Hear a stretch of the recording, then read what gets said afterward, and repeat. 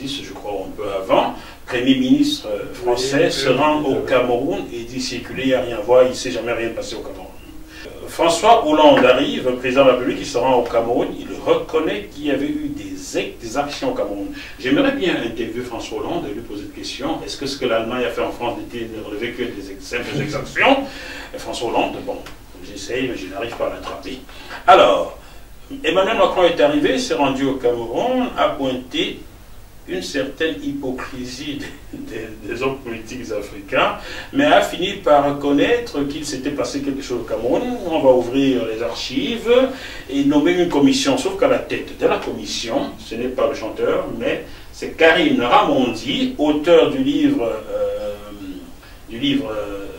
l'assassinat des leaders africains, qui a été en émission sur ce plateau à la même place que vous. Donc, Karine Ramondi est historienne française. C'est elle qui est à la tête de la commission nommée par Je pense qu'il y a deux. Et Blik Bassi est donc du côté du Cameroun. Blik Bassi est chanteur camerounais. Nous n'avons aucun doute sur ses capacités intellectuelles. C'est pas de ça qu'il s'agit. Mais est-il historien? Je ne crois pas. A-t-il le gabarit? Je ne crois pas. Est-il journaliste? Je ne crois pas. Donc Macron, si vous voulez quelqu'un, je vous aurais proposé Jacob Tatsinsa, et même bien d'autres, même vous. Je vous aurais proposé, et même moi je travaille sur ces questions, si je n'avais pas été là, l'histoire Jacob Fossi, qui entraîna Lambert, c'est pas Lamberton, j'oublie son nom, Outard. Le gendarme Outard dans les chutes de la Métier. Sans Jacques Moifo, cette histoire ne serait pas connue. Donc je peux porter ce chapeau-là sur ma tête. C'est une réalité. Vous cherchez des Camerounais capables de vous éclaircir sur cette affaire. Vous n'avez pas besoin de prendre des historiens français, un chanteur camerounais, et puis M.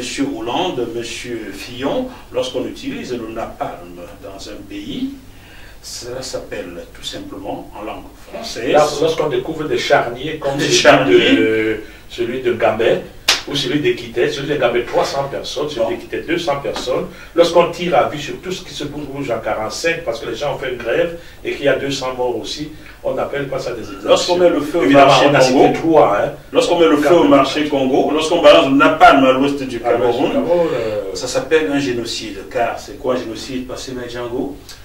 Alors, je trouve que cette page de l'histoire de notre pays, donc du Cameroun, cette page donc dramatique, lorsqu'un drame se produit, il y a deux parties. Il y a les auteurs du drame et les victimes. Les victimes ont droit à des réparations. La reconnaissance déjà serait... Les victimes ont droit, en tout cas pour nous, le fait est établi.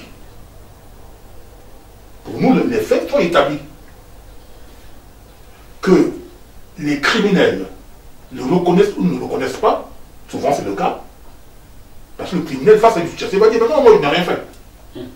Ah non, non, c'est pas un crime, non, c'est pas un génocide, c'est rien du tout. Ça c'est le discours et la position du criminel, qui est la France.